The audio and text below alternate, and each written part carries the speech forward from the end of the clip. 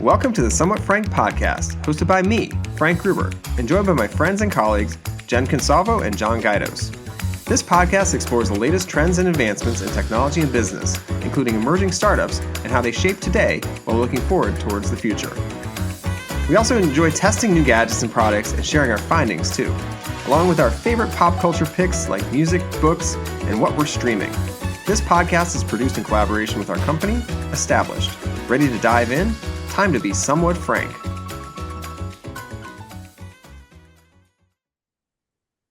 Welcome back to Somewhat Frank Podcast. I'm Frank Gruber, Somewhat Frank, and we're going to be having a great episode here, number 78. We're going to dive into some AI-generated rock that's been streaming like crazy. Meta's got an escalating AI tech war or talent war happening. They've also got some plans for an AI data center in Manhattan, or Manhattan-sized data center. And we've got some blockbuster movie hits. I don't know if you guys have been out to the films lately, but Superman, Jurassic World, Rebirth, and much more. I'm joined today by Johnny Goodtimes Guidos and Simon the Tycoon Kahan. Welcome you all. Let's go around the horn. Simon, what have you been up to? Hey Frank, I have just returned from my trip to Europe. I solo traveled to London, Amsterdam, then Madrid. My brother was playing a show in London and Madrid, so I went for that reason, and I spent 2 days alone in Amsterdam, and I'm so lonely. It was so lonely. I thought I brought out my journal and I was like writing in front of the canals, and that was fun. And the city's beautiful, but that only lasts like 10 minutes because I'm not a very good writer, and so I kind of meandered around Netherlands for a bit. Glad I did it. Met up with my family in Madrid and got to play paddle with one of my childhood heroes, who's a former Chelsea player. His name's Eden Hazard. I destroyed his 9-year-old kid at paddle. Like, he just stood no chance. So I had a great time. Glad to be back, though, in the States, where I think I'll stay for the rest of my life. Awesome. That sounds like a great trip. And you survived. You're worried about getting, Taken. I was not taken. that's good. Welcome Yeah. back. All right. And Johnny Goodtimes, what's going on over there in the Midwest? Well, I wish I had as exciting of an update as Simon does, but just enjoying the summertime. I'm either at a pool or on a boat somewhere usually. So we've been fighting off the ants over here. I don't know. We have like an ant infestation this year, so I've been dealing with that, which is not a lot of fun. But yeah, just enjoying the summer and the nice weather while we can. Nice. That sounds great. Similarly, I've been doing that as well. Maine's nice. Good times right now to be outside doing things. And we've had some really nice weather. Did last time we talked, we were talking about paddleboarding. I did get out on the paddleboard. Both Jen and I did, and she's not going to join us today. She's tied up right now at the moment with something. But yeah, so got onto some paddleboards. We were talking about how it's kind of it is a challenge to get up there and actually paddle around. You definitely get a little bit of a workout as on the balance side. I don't know if it's just the board I was using or whatnot, but it was fun. But it's also I came out of it like realizing, wow, that did give me my thighs a bit of a workout. All right, so let's jump right in. We've got a lot to talk about here. We're heavy on the AI side, which doesn't surprise me. That's definitely something that's changing the world right now. So let's jump in with the first topic, and we're doing the new format. Hopefully, everyone enjoyed it. If you didn't, send us a note, somewhatfrank@est.us, or send us a note if you have other ideas or things you want us to talk about. You can connect directly at somewhatfrank@est.us in email. Just shoot us a note. We'd love to hear from our listeners and any updates you have or thoughts about the podcast. Of course, you can always drop a review too on any platform that's out there. And all right, so it's funny. I don't know if you guys can hear this or not, but I feel like every time we record, there's like a lawnmower that fires up outside at like my neighbors or something. So it's pretty loud right in here, but you probably can't hear it because of my headphones or my headset or my microphone kind of mutes it out. But it's really funny. It's like they know when we're recording. Anyway, all right, jumping in here, we got AI rock band. There's a new AI rock band called the Velvet Sundown. Did either of you get a chance to listen to this AI rock band? I did give the Velvet Sundown a fair bit of a listen. Yeah, there's a song called Dust on the Wind, which has gotten over 1 million views. It's in the Spotify viral 50 in multiple countries. And the whole thing is generated lyrics, music, artwork, all generated from AI using tools like Suno and other image generation engines, um, with obviously some human guidance. But again, crazy. Like the music doesn't sound like AI. It sounds like a human. It it plays like a human. I wouldn't have known the difference if you didn't tell me that these ghost musicians are able to generate that kind of traction pretty quickly, and obviously no live shows, no interviews, no physical interaction. So um, kind of writing the wall maybe for what's going to start attacking the music industry, if it isn't already, and really crazy. I don't know. It's definitely giving anxiety to artists, I'd say, and um, I'd like to see if some of these platforms make some kind of delineation between this is AI generated or this is human generated, or if they're ever going to be able to do that, or maybe if there's some kind of detection coming for, when it's AI generated music versus actual human generated music. So definitely interesting. I know, Johnny, you were able to play with some music tools to make some AI music as well. And love to get all your take on this as far as like the industry itself and the art of making music. It's definitely going to be a little bit challenging if you're competing with robots. Yeah, I think there's gonna be some pushback sometime soon. It's kind of like a watered down version of music. I think it's a good tool, like we've talked about for a number of different things. And I actually messed around with it a little bit, and it kicked out some good lyrics that I enjoyed, and lyrics I hadn't thought about. So I could maybe put those in. I'm talking like I'm a musician. I'm really not. I was just testing it out. But basically, you can take those lyrics and put them into your own song, and I think there'd be some value there. But having everything done by AI to me just feels a little watered down and not as, I don't know, it's not as. It's just a combination of everything that we like from the internet, right? But at some Yeah. point, there needs to be a human element to it. So I think there's gonna be some pushback here soon. There probably already is, right? Yeah, I was in Europe actually. I was talking to a few musicians about this, and they were really pissed off um, because it seems like we're automating or using AI to do all the things humans are like really good at and have a lot of fun doing, like music and art. Um, I also found it to be a little bit watered down, and and just to your point about it just being kind of a collection of all the music everyone's ever liked before. I think what's really cool about music is that the someone comes out with something new sounding or like a different format or a different way to express themselves, and they get really popular off of that. And I can't see AI making sort of those creative leaps and bounds with their music. So I feel like you hopefully will always be able to tell, but as you said, it was really hard with these guys. Also, dust on the wind is dangerously close to dust in the wind, which I thought. Yes, it is. I was thinking that too when I saw the title. I was like, wait a minute. Yeah, is that allowed?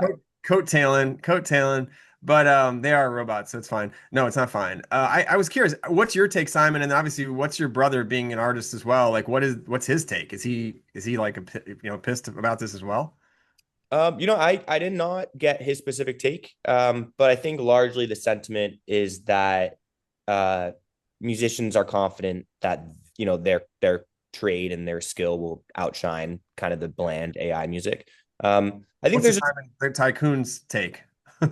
the tycoon take. Yeah, no, Simon, your nickname's the Tycoon today, right? So what's Yeah, your all right. Today I'm a tycoon. And my take is that I think real quality music will always capture attention and shine and outshine the music that's just bland, repetitive, and just derivative, I guess. right? Yeah, it does. It does a little bit. I guess that was the one takeaway from listening to it. It didn't like if you didn't tell me it was AI, I wouldn't know, but I also wouldn't get super. It was very smooth. Like it's almost like mechanically smooth versus like a little bit of rawness to it. There was no rawness to that music. It was like the energy or something around it was just very, very similar, like straight line kind of thing versus Yeah, yeah. What I energy. thought was cool is that the one thing I thought was actually kind of cool is that they managed to, it takes a huge team to come out with an album with its like the producers, the obviously the musicians, like the people who do the cover art, the album art and stuff. I thought it was cool how somebody or someone was able to kind of do all the logistics of putting out an album through AI. I can see that being really helpful from just having extra help with kind of just the more menial parts of it. So I thought that was cool. I thought the cover art was fine. Like I didn't even notice that it wasn't a real people. So I see some utility there, but it is a little scary when it gets into the creative kind of area that we humans like to do. Definitely. And you mentioned the cover art. There's even like when you played different tracks, there was like a video kind of playing on the background on Spotify. So I don't know what that's called exactly, but I guess it's cover art or cover animation. I'm not really sure. But that stuff was well done as well. I mean, it looked like something you'd see anywhere else. So definitely, definitely blending in. So No, I mean, stay on, I like it. There's definitely value there. It's I think I'm giving the wrong impression. Like, you know, the main thing is that ultimately what the good stuff's going to float to the top, right? So, like I said, if you look at it as a tool, like I need a little bit of help with maybe making artwork for my cover is not my thing, but I'm more of a musician. Well, there you go. You have some artwork that you can put out there pretty quickly. If yeah. you're a musician and you're missing one chorus for one of your songs, and you can mess around with AI and come up with a melody or something like that and plug it in, it's just going to help you out. But I think that it's going to also reshape what we do. For example, AI helps us to a certain extent. You're using ChatGPT or whatever, in our white collar jobs, but blue collar jobs are really going to have more value now. Right? It's going to shift things around a little bit, doing stuff with your hands that AI can't necessarily help out with, and even if it can help out with, it's still a little bit further back than other things. So.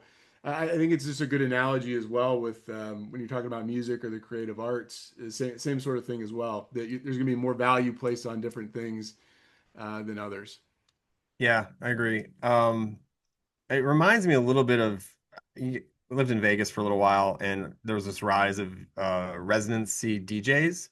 And my concern is all of a sudden we're going to have like 4,000 marshmallow, the DJ marshmallows out there because what that model is, if you're not familiar, is like people go to watch and listen to and be in clubs in the middle of the night with DJs, right? These resident DJs, and while there is definitely some skill to mix those initial mixes and things like that, once they're mixed, I think you can just show up and push play and just kind of move around and act fun. I don't know if they're, I mean, I may be downgrading their actual role a little bit, so I apologize in advance for the Steve Aokis of the world out there.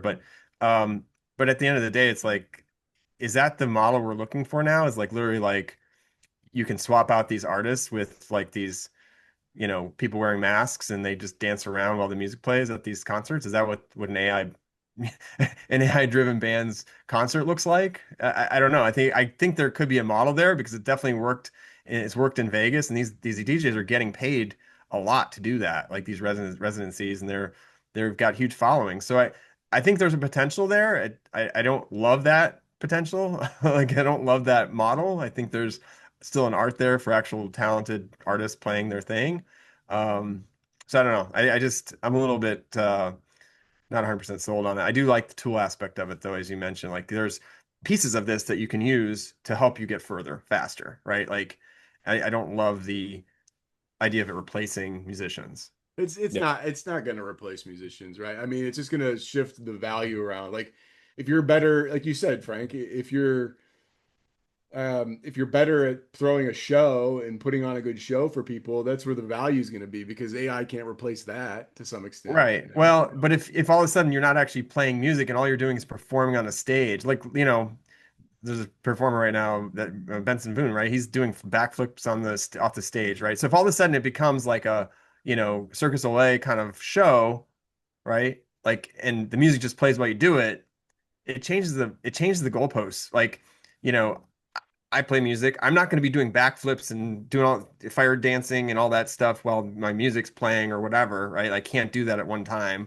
So it changes what kind of show you're seeing. And I guess over time, is that going to evolve the whole aspect because of all of our lack of attention these days and, tied to, kids are tied to screens and our attention span is shorter than a goldfish. Like, are we all now going to expect this big light show kind of theatrical thing versus an actual musician out there literally playing the music? Because and it shifts and now the music's just playing and we're just doing all sorts of, you know, Yeah, gymnastics. well, we're saying the same thing, but Yeah. it just shifts the value proposition a little bit. It doesn't. I'm Yeah. not talking about in totality, right? I'm not No, saying one or the other. no, It I agree. just puts a little bit more emphasis on the show rather than maybe the lyrics. And I don't. I'm not arguing that's a good thing or a bad thing. It just changes things a little bit.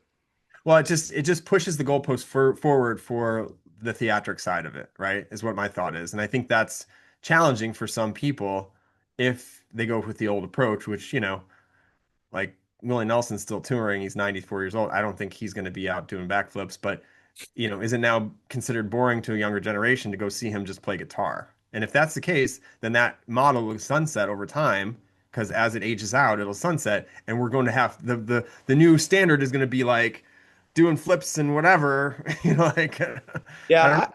I've always found, and this is just a personal opinion, but I Yeah. kind of find like the flips and the showmanship to be sort of like a crutch, in my opinion. Like and no disrespect to Benson Boone, but I think if you're known for backflipping when you're a musician, like it You know, who seems else a did it before little. him was 21 Pilots does it and has done it for a while, but they weren't doing it. They're amazing. Like they have, they just were trying to do it because they were excited about jumping off a piano. Were they Like, doing backflips as well? yeah, So I am, and I wish I could do a backflip. I am. 2013, I saw him doing off of a piano, but this guy plays piano, ukulele, guitar, dances, sings like, and so I don't see it's not a crutch for him necessarily, but it did get people fired up. We'll move along. We're still talking AI. We'll shift gears. Johnny, your topic is up. AI talent war is on fire. Let's talk about it. Yeah, so Meta's been going after a lot of different, whether it be OpenAI or they just pulled somebody over from Apple, spending a lot of money in the hundreds of millions of dollars to bring over this talent. And really, the thing that it made me think of is, best analogy I could think of was professional sports. You have a lot of these players like LeBron James or Shoni Otani that are signing multi-year, $100 million plus. I think Shoni Otani's 10 years, $700 million contract, which adds enterprise value to the team that they're on. I think it's the same kind of thing, right? It's now becoming more of a talent search and trying to, make their stock prices raise a little bit by being able to put out a PR press release that they just pulled somebody over that was like the former head of AI at Apple, makes Meta's enterprise value go up a little bit to some extent. So I think it's pretty interesting to see where it's going to go. I think we're going to have like playing cards at some point of these people that are highly academic and developers, maybe for example, because they're starting to their personal brands are getting exponentially higher because of the talent that's being sought after. Yeah, it's really interesting. I actually, just a general question for y'all, but what makes an AI researcher like some of these $100 million, top of the line AI researchers? What makes them so valuable? I mean, obviously they're incredibly smart. Is it just their ability to think like really conceptually about large language models? I'm not really well versed in like how AI actually works, so I would be curious to know like what they bring to the table besides just like being incredible engineers and thinkers. I think it's a really good question, and I think what they're bringing to the table is they have a skill set that not a lot of other people can do, just like anything else. Demand's high right now, and it's limited with the amount of people that can do it. Also, execution's a huge part of it, and organization to be able to scale something, right? So you can be a really smart person that's good at algorithms, but if you're an introvert, you do it in your parents' basement. That's one thing versus some of these other people that can actually drive innovation with it. So I'm sure that's part of it as well. But that's a really good question. I mean, I'm sure that the magic's in the what they bring to the table, and I'm sure that Meta may not even have all those answers, right? But they want somebody that knows how to do it to be able to execute for them. Well, it's similar to what you mentioned with the Dodgers, right? The Dodgers are a super team. Mets, the New York Yankees are a similar super team. They pay for baseball players like ridiculous amounts, right? Because if they don't get them, guess who does? The Yankees. And if the Yankees get them, then now it's like they end up meeting at some point, right? So it's a war against the other side to make sure you have the best of the best. Now, as far as are they worth it? I mean, like you mentioned, John, if at the end of the day it's like bringing the stock price up, so yeah, they can bump a stock price based on having more better AI engineers. Yeah, that's definitely worth it. Now, it's gotten a little crazy, right? But when you're talking about like the overall impact, like on a market cap or something, that maybe it's not. It's somewhat in line with that. But as far as actual determining what makes them more valuable than the other, it's experience, right? Some of these folks have probably built some of these models to begin with, or and also their network, right? Like so, it's their network experience and just overall understanding of how to push this field forward is probably what's making them, worth that.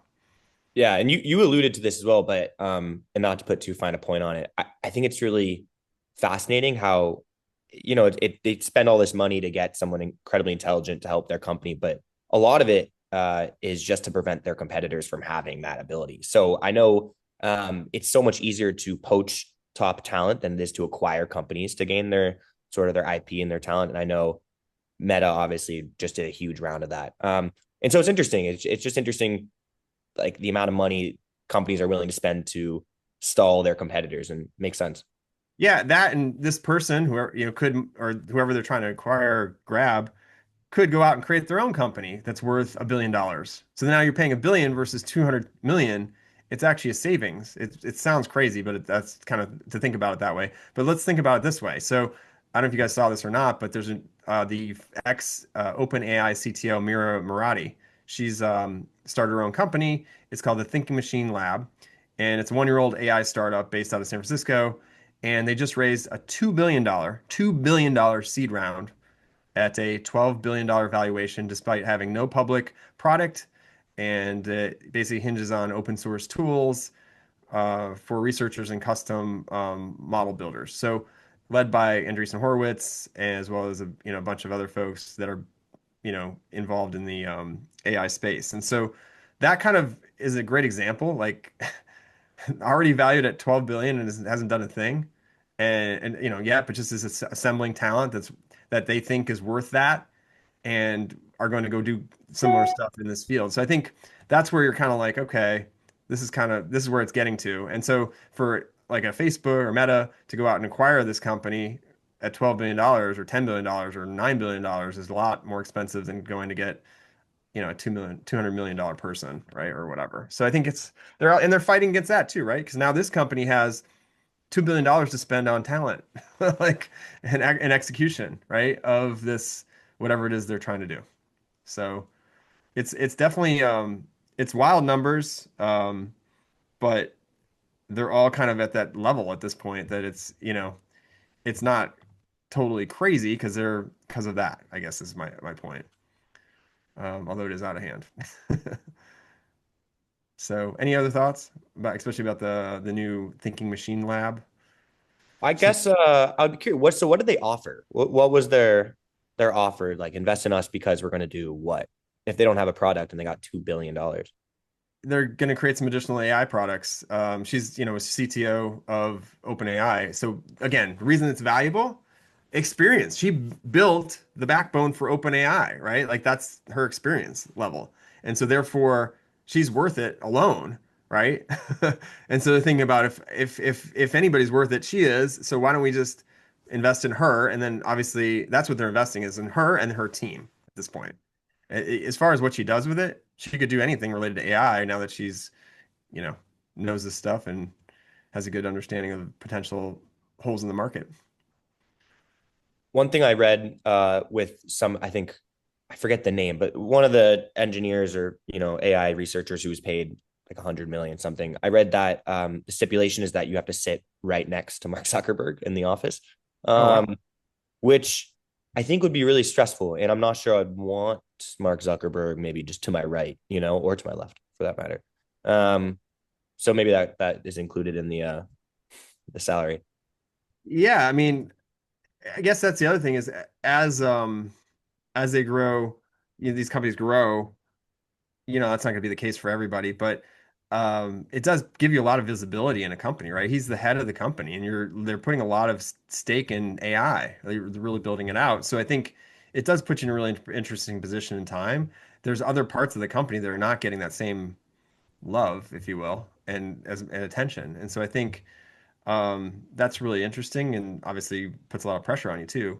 So, you know. as far as like what you asked about all the other questions, thinking machines lab, what are they doing? They're empowering humanity through advancing collaborative general intelligence, creating AI that understands and collaborates with humans across both speech, vision, actions, things of that nature. That's what their mission is. And so not sure how that kind of turns into a product yet, but that's what they're committed to do. So we'll see what Yeah, happens. it sounds like a good mission. It's a good question though, because everybody now the buzzword is AI, right? It's Yeah. backed by AI. It's AI is so broad, you know, I think that people need to start asking that question of, okay, well, what does it specifically do? I know I've had conversations in my own life about companies, and you know, they all say they're AI backed, and I'm just like, okay, well, explain to me what being AI backed means. Like, what's the product? What does it actually do? What does the AI do for the product to make it better? I saw a toothbrush the other day advertised as like being AI capable. Um, Wow. and there's only so many teeth, so I'm not sure we need AI in our dental. How many teeth are there? 52 teeth? Is that how many teeth we have? I know there's 52 weeks in the year. Yeah. I I'm thinking always of the get wrong. those two confused. Teeth and weeks, it's very similar. Uh, Yeah, not maybe sure. like 30. All right. Well, regardless, yeah, completely So agree. to put it in perspective, you know, some of the competitors in the space. So the amount of funding, seed round funding for the Thinking Machines Lab is actually low compared to obviously competitors. So Anthropic has raised a total of 61.5 billion. Um, you know, OpenAI has raised 300 billion. Sandbox AQ has raised 5.4 has a 5.4 billion dollar valuation on a Series E. Runway has closed $300 million Series D, you know, achieving a $3 billion valuation. So it puts them in the upper echelon already of AI companies raising funds with OpenAI and Anthropic, and obviously Sandbox AQ too. So they're like third now. Like, and they have, you know, obviously there's other bigger companies that are publicly traded. They're in that race too. So like Meta is in there, and uh, you know, there's others, right? They're kind of playing that space. So I think Google, Gemini, that kind of thing. So, but as far as startups go, they're kind of playing in that same area, but they're going to compete with the big ones too. So I think that's the other components. But it'll be interesting to see how they kind of find their way. All the AIs. All right. So Simon, let's switch gears. Unless Johnny, do you have anything else to add? Because I knew it was your topic. All Okay. good. Let's switch gears. We talked to Simon about a little bit more about Meta. They're doing a data center the size of Manhattan. Let's talk about this.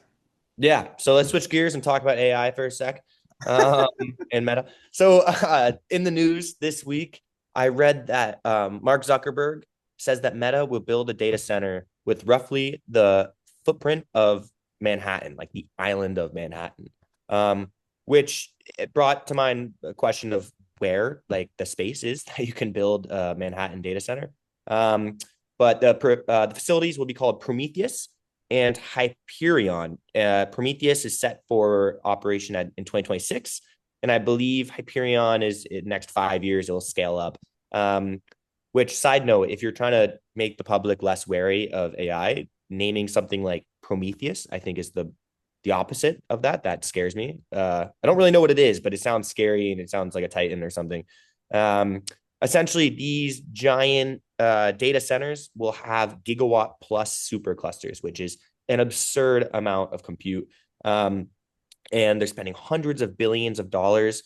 And I just thought it was insane that, I guess, due to the scaling that we need to do to make better AI systems, we're going to have to get um, data centers with like a legitimate footprint of the island of Manhattan. And I think it will probably only get bigger from there. So I wouldn't be surprised if we see Google and Apple and all these other companies also investing in massive data centers, but it's a little absurd to have one the size of Manhattan. Um, and Where are they building that? that's a good question. I could not figure it out. I was curious about where the space was. I imagine it's got to be in desert or something, maybe like Texas or Nevada. Um, but that's very helpful knowledge. I should figure that out.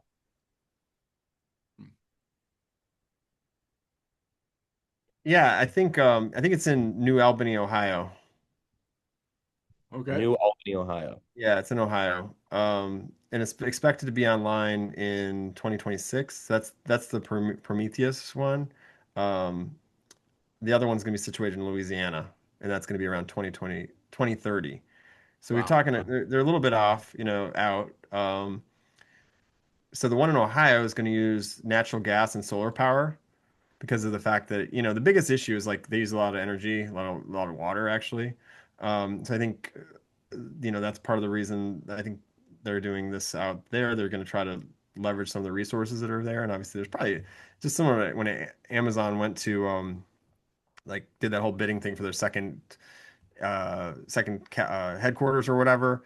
They ended up in DC's, DC area, or Alexandria or Arlington, kind of in between there. And long story short, I think they probably did a similar thing with this, right? Try to get out there and see where makes the most sense economically, where they can get land and make this happen. So yeah, so that's kind of interesting. I mean, it just shows you like how much, from a resource perspective they're pouring into this. It's a lot. I mean, this is not a joke. And they've really I think it's really interesting how Meta went from, Facebook changing the brand to Meta, went diving into this like VR kind of world thing, and then backed out of that quickly to jump into this AI thing. And they're taking on AI like gangbusters. And I think they've done a really good job in that pivot by even making like products. And I don't think this is like an overnight success. I think they've been working on it behind the scenes with different bets and different things, and like obviously decided, okay, we're going to double down on this one because it's hitting right now versus virtual worlds, which people are still kind of using, but not like this. So I think that's kind of the interesting thing about it. They've come to the forefront as a kind of a leader in this space, whereas I wouldn't, if you would have asked me like 10 years ago, is Meta going to be a leader in AI? I would have been like, what are you talking about? No. No, Yeah, like, I find they're like incredibly good at pivoting because they also have abandoned their Llama 4 like open source LLM kind of model they've been doing, and they actually created a new lab called Super Intelligence Labs. But they found, I think that Llama 4 was just falling behind in complexity and sophistication, and they abandoned that approach and went with the more closed source model, which just interesting and pretty impressive. yeah, definitely. All right, switching gears, we're gonna go testing one, two, three. I've got my trusted Startup of the Year cup here. Mm. Oh, that was good. You know what it is? It's Rise, which I don't really have Rise, but it's one of your favorite things, Johnny. It's mushroom stuff. Mushroom chicory, which is decaffeinated, so there's no caffeine in it. It's like a coffee taste, but it's actually chicory. I got this nice box. We also got the chai, which is mushroom chai. I sent some of the coffee to my father-in-law for his birthday, and he's 84 years old. I thought, why don't we try some mushroom things? And I haven't got the feedback on if he enjoys it, but they send you a nice package. They actually send you like a little scoop and a little stir stick. I can't see it. It's in here. Oh, here it is. Nice like wooden stir stick in a nice box. Some instructions and even a magnet, which is pretty cool. And just nice packaging. So far, so good. Chicory doesn't have any caffeine in it, so that's why I've been trying it out, and it tastes pretty good. It kind of tastes like coffee, and it's supposed to have a lot of mushroom things in there to help your brain and gut and energy levels and all that kind of stuff. So kill cortisol. That's the goal. Johnny, do you want to try it? Pass. Simon? How nice of you to get your father-in-law something mushroom related. I'm sure he's really excited about that. You He really is. into mushrooms? He's a mushroom hunter, and he's been harvesting mushrooms and for a while for eating. But yeah, he does like mushrooms, and so there's a lot. He's got some really secret spots where he'd go and harvest mushrooms. So he does like mushroom things, so for sure. Yeah, Mushrooms and for kind of Simon and for our listeners who don't know, Frank's a big proponent of mushrooms, and I am not a fan of mushrooms. So that's kind of where we're coming from with our playful banter there. I wrote a song about mushrooms actually, mushroom hunting. I can't wait for it to come is, out for you. is it called mushroom hunting? Called mushrooms. Yeah. What a lot much does a lot of words rhyme with mushroom? No. That must be like rhyming with orange. I don't know. I can't come up Yeah, with much. it's limited. No, it actually has a lot of words, but it's about hunting for mushrooms, uh, and the whole chase, if you will. The thrill of the chase. Thrill and chase. Mushrooms are really smart, actually. I found out they talk to each other. They actually communicate with each other. They have like I think it was like 50 different like words or whatever I don't know if it can be called words or whatever, that they actually communicate with each other. So they're pretty sharp, little things. Fun guys. Anyway, that's another word you could use. Fun guy does kind of rhyme with things. Fun guy. Um, I don't know what. I'm trying to think of fungi, lung guy. That's not a word. Super shy. Yeah, we can figure it out. Yeah, we'll We'll figure it out. AI will make a song for us. Yeah, right, exactly. All right, so this was not an AI-driven song. This was an actual real song I wrote. It'll come out at some point. All right, so and it's actually based off of talking to my father-in-law about mushroom hunting. So, all right, what have you been watching? We gotta go through this and then we'll call it a day here. But watching, boom, boom, boom. I might have been on Apple TV watching Stick, which is a new one with Owen Wilson. I love Owen Wilson from back in the day when he was doing some of his films with Will Ferrell um, and others, Zoolander, things like that. So, um, anyway, he's playing Bryce Cahill. He's a golfer that fell off of grace, had an on-course meltdown, derailed his career, and he's basically struggling to stay afloat. He finds a teenage phenom, and he's now coaching this phenom, whose name is Santi, and trying to get the most potential out of him, but also trying to save himself as well. So it's really, I think it's almost like a Ted Lasso kind of story with, it's funny, obviously a little heavy too sometimes, but also really good. So I've been watching that. It comes out every Wednesday on Apple TV. Have you either you checked that out yet? Yeah, I saw the Yeah, first episode. It was pretty good. Yeah. yeah, me too. Definitely. And then I've also went to a movie. I went to see Superman, the movie. I was a huge fan of Superman as a kid, the back in the Christopher Reeves version. Loved Superman. Used to literally wear the Superman pajamas to the lumber store with my dad at age like 5 or 6, just because it was cool with the underoos on the outside because that's was part of his outfit, that kind of thing. I put some like some washcloths in there for my muscles and walk around with my cape all day. And they legitimately thought I was Superman because they would comment at these places I would go. But I don't do that anymore, thankfully. But I did get to see the movie, and it was pretty good. I'm just a, I think I really liked the original one with Christopher Reeves. I think I really had a hard time with this one because in this day of like lack of attention span, it feels like they felt like they had to make like a Transformer movie where it's like nonstop action. And you don't have to do that necessarily. I mean, not to say it was nonstop action. There was some like a little bit more calming parts, but I thought it was a little bit too much action. I know I took our little one with it to it. She literally started breaking down halfway through because it was PG-13, but there were some pretty violent parts in it that I thought didn't need to be there. There's one part specifically that had her like literally covering her eyes. It's a part where they're literally playing Russian roulette with one of the main bad guys, Lex Luthor. I don't want to spoil it too much, but long story short, it's a kids movie-ish kind of, but not really because there's like they should have probably toned it down even more. Not a lot of blood and gore, just a lot of action, a lot of noise, and I think they could have softened it a little bit more so it's a little bit more friendly towards every age group, which is ironic because there is going to be another like movie coming out, and obviously there's even going to be a Supergirl movie coming out, which is going to be probably more towards kids. And I thought that that maybe they could have done a little better job with that. The one thing that I was missing and wish they would have done was the original like had like this mounting like with music, a mounting ability to like have like a bad thing happening, and then dun, dun, dun, dun, dun, dun, dun, dun, dun, the music starts, and like Superman pulls open his, goes in a phone booth or opens up his chest, and he runs out and saves the day. That was not in this movie. It felt like Superman was just wearing his Superman outfit all the time, and he didn't really do that in this movie the same way. Or if he did, I missed it somehow because there was just so much action happening.